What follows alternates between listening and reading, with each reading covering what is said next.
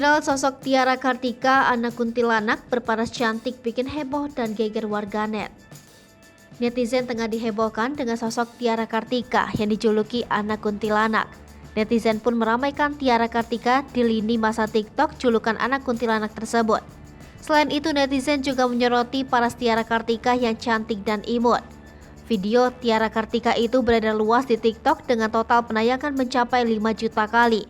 Viralnya Tiara Kartika ini karena diduga-duga bahwa ia adalah keturunan hantu kuntilanak.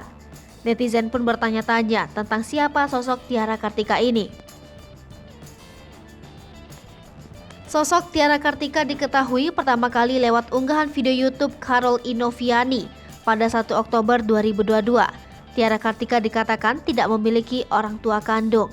Ia ditemukan di hutan saat masih bayi dalam keadaan sendirian. Bayi Tiara Kartika ditemukan oleh wanita tua bernama Nenek Nur.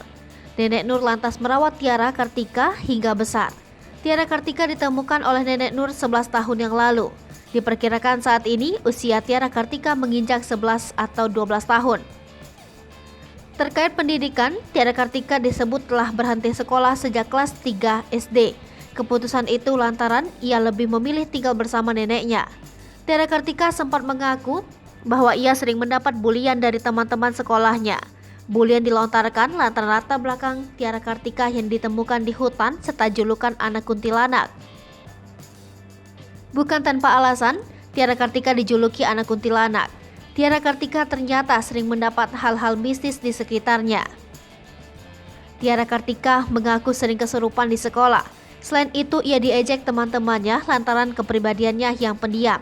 Namun siapa sangka Tiara Kartika pernah mengaku bahwa banyak anak-anak yang terkena musibah setelah mengejeknya. Oleh sebab itu, Tiara menjadi sosok yang dijauhi oleh orang-orang dengan melabelinya sebagai anak kuntilanak.